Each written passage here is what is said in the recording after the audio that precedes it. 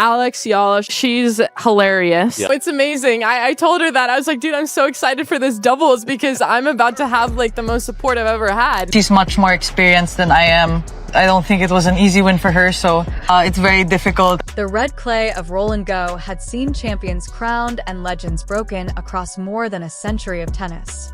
But on that May afternoon in Paris, court Philippe Chatrier witnessed something the French Open had never quite felt before. I love the Filipino fans too, and I feel a little bit adopted when I play doubles with her. The roar of a nation arriving all at once. Filipino flags, Filipino voices, an ocean away from Manila. And they were everywhere. Alex Eala, 20 years old, ranked 38 in the world, seated nowhere on the draw sheet, had just walked off that court, having done what nobody outside the Philippines genuinely believed she would do on this day. She had just eliminated Iva Jovic, the world number 17, the player Novak Djokovic himself had looked at and declared a future world number 1. The scoreline will live in Philippine sports history, but the story of how it happened and why every single person in tennis should have seen it coming starts 4 days earlier in a city 400 miles away when the world briefly wrote Alex Eala off. 72 hours before that match, the headlines were not kind. Eala had just lost in Strasbourg, her final clay warm-up, her last chance to arrive in Paris with momentum, and she left that court having surrendered a first-set lead she should have converted. One outlet called it arguably the most disappointing result of her clay swing. This was her second French Open main draw. Her first in 2025 ended in a first-round loss to Emiliana Arango, a match she wanted desperately to erase.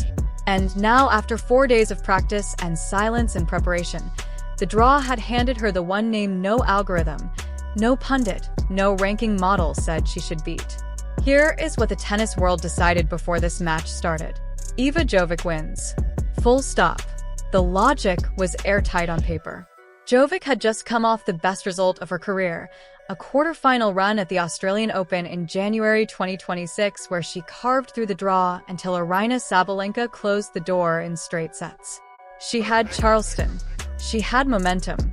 She had the backing of the most decorated player in the history of this sport, Novak Djokovic, who had watched her matches, analyzed her game personally, and told the world, this player will be number 1. Tennisat. Net looked at Eala's side of the draw and wrote plainly that it had not been kind to her. And then there was the surface red clay. Roland Garros red clay, the slowest, heaviest, most punishing variant of a surface. Jovic herself admitted she barely knew how to navigate it just a couple of years ago. Yet even with that acknowledged weakness, she arrived in Paris as a seed, as the favorite, as the chosen one. Eala arrived as the obstacle to be cleared. That framing was the match's first mistake. The morning of May 22nd, 2026, 2 days before the first ball was struck at Roland Garros, Filipino fans were already at the court, not for a match, for a practice session. ABS-CBN Sports documented it. Fans packing the seats, cameras out, voices rising on every clean winner Eala struck in warm-up. This was not a tournament day. This was a Tuesday morning on a practice court in Paris, and the Philippines had already claimed it. Tournament staff had seen crowd behavior like this from Eala's fanbase at the Australian Open, where Tennis Channel ran a feature on how her supporters took over Court 6. They had seen it in Abu Dhabi, where an entire arena vibrated on match point. They had seen it at Indian Wells, where the BNP Paribas Open officially called her the face of the Philippines. By the time match day arrived, by the time Eala and Jovic walked out onto Philippe Chatrier, the crowd was not a neutral audience. It was an extension of her game. Now, put yourself in Iva Jovic's position entering this match. You are ranked 17 in the world. You have Novak Djokovic in your corner personally watching tape and calling you with analysis after your matches. You reached a Grand Slam quarterfinal just 4 months ago, and you are walking onto clay that you have spent years learning to even slide on against a player who spent her formative years training at the Rafa Nadal Academy in Spain. On this exact surface, in this exact culture of grinding clay tennis, the infrastructure of world tennis had spent 2 years building the Jovic narrative. All of it pointed toward her winning this match. None of it accounted for the ground beneath their feet. Jovic's WTA clay record entering Roland Garros 2026 stood at 8 wins and 6 losses. Her hardcourt record, 28 wins and 15 losses. The gap between those two numbers is not incidental. It is biographical. Her own words from earlier in the season said everything. "I didn't know how to slide at all. I didn't know anything about it. Charleston's green clay gave her momentum, but green clay plays faster, closer to hardcourt tennis. Paris red clay is a different civilization." Her Roland Garros 2025 debut ended in round 2, beaten by Elena Rybakina 6-3, 6-3 without a set taken.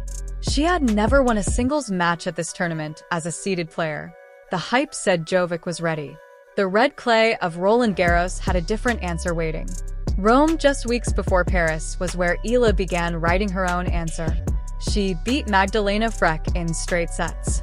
Then she beat Wang Xinyu 6-4, 6-3 in a performance many called a breakthrough clay win. She then took the court against world number 2 Elena Rybakina and lost 6-4, 6-4, a loss that told a story about proximity. She was not outclassed.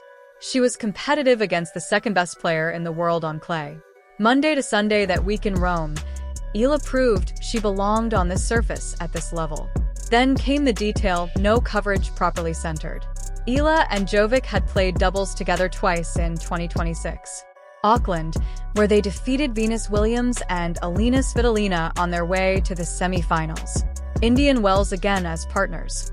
You do not play doubles with someone without learning how they breathe under pressure, how they construct a point from the baseline where their second serve sits, how they react when a rally goes long. Eala had not just studied Jovic from across the net. She had stood at the same net side by side watching everything. And none of the pre-match analysis factored that in. You saw what was coming. The people who had been watching Alex Eala all season through Abu Dhabi, through Indian Wells, through Rome already understood that this result was not a shock. It was an arrival. There is a quote that in retrospect reads like prophecy. Iva Jovic, ranked 17 in the world, Djokovic-backed, seated at Roland Garros for the first time in her career, sat down with Tennis Channel at the Miami Open in 2026 and talked about what it was like to play doubles alongside Alex Eala. She did not talk about tactics. She did not talk about clay or rankings. She said she loved the Filipino fans, that she had never felt support like that she felt almost adopted when she played alongside her. Read that again. The player that every tennis media outlet had picked to win this match, who had Novak Djokovic personally analyzing her footage, who had a Grand Slam quarterfinal on her 2026 resume, was telling the world that she had never experienced a fan base like Alex Eala's. She wanted to borrow it. She felt adopted by it. That quote came from the opponent herself months before they were drawn against each other at Roland Garros. On match day, those fans were not available for borrowing. They belonged to one player, and the weight of that, the sound of Philippe Chatrier filled with voices that had crossed oceans to be there, was something no ranking system had ever found a way to measure. What happened at Roland Garros on that day in May 2026 was not just a first-round result in a Grand Slam draw. It was a structural moment in the history of where tennis champions come from. The WTA Tour was built around certain nations. The United States, Russia, the Czech Republic, Spain, Germany, Australia. Southeast Asia had no Grand Slam tradition, no WTA 1000 host, no deep-rooted infrastructure. The sport was never designed with Manila in mind. Alex Eala's run at Roland Garros 2026, starting with this result against the number 17 seed, represents something the sport can no longer ignore. The next generation is not arriving from expected places. The draw ahead of Eala after Jovic includes Emma Navarro, Naomi Osaka, and Aryna Sabalenka. Each match bigger, each chapter louder. Now the question belongs to the rest of the draw. Can Alex Eala go deeper, or does the mountain rise too high from here? Drop your prediction.